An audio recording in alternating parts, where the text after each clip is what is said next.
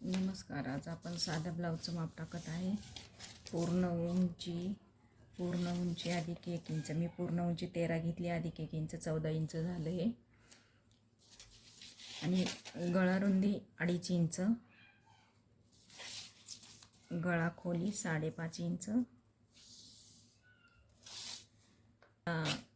शोल्डरचं 5.5 inch, Munda खोली 5.5, आकार 1.5 इंचावर 1 इंचावर,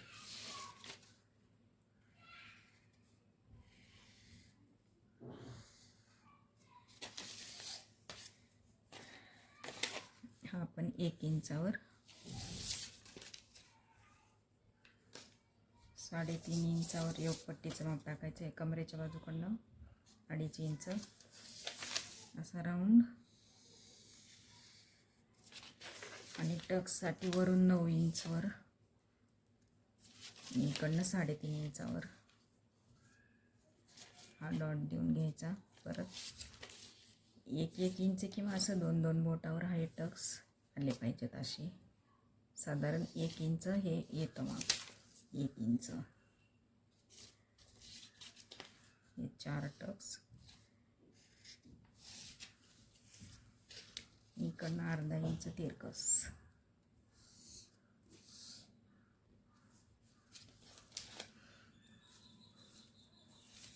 पूर्ण उंची 13 अधिक 1 इंच 14, घडीचं माप 8 अधिक 1.5 इंच 9.5, गळा रुंदी 2.5 इंच, शोल्डर 5.5, गळा खोली 5.5, मुंडा खोली 5.5, डॉटचं माप 9 इंच, इकडून 3.5 इंच, आणि हे 1 इंचावर हे डॉट द्यायचे आणि कट करून घ्यायचं. हे झाले आपले पूर्ण साध्या ब्लाऊजचे माप. इथून सुरुवात करायची ब्लाऊजचं कटिंग करताना. आधी बाहेरचा राऊंड कट करायचा,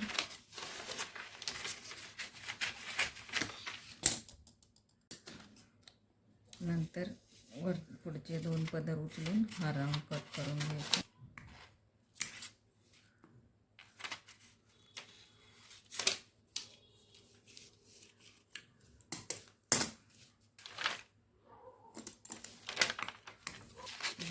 कट करून घ्यायचं, फिरवून कट करून घ्यायचं. आपल्याला असं जमत नसेल हा राऊंड योगपट्टी,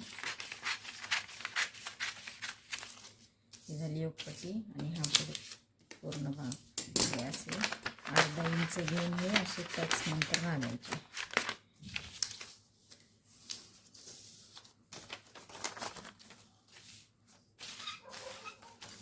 हे पूर्ण ब्लाऊजचं माप.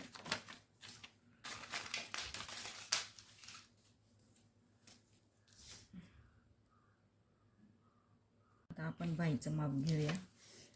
पूर्ण उंची 3.5 अधिक 1 इंच 4.5 इंच, ब्लाऊजची घडी 7.5 इंच. जर ब्लाऊजची घडी जर 9.5 इंचाची असेल तर बाहीची घडी 7.5 इंच घ्यायची. राहिलेलं कट करून टाकायचं. वरून 2.5 इंच, हे 1 इंच फोल्ड करायचं, आणि हा असा इकडनं राऊंड 2.5 इंचावर द्यायचा. 1/2 इंच वरून 1/2 इंच खालून हा राऊंड देताना इथं 1 इंचावर सरळ. हे झालं बाहीचं कटिंग. इकडून 1/2 इंच कट करणे. कट करताना इथून असं आधी हा बाहेरचा राऊंड कट करायचा, मग सरळ, नंतर वरचा राऊंड, त्यानंतर 1-2 बाजू उचलून हा आतला राऊंड, हा पुढच्या बाजूचा राऊंड असतो. हे झालं आपलं बाहीचं कटिंग.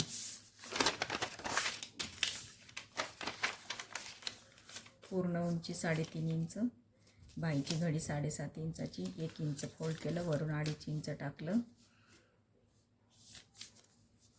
त्यातून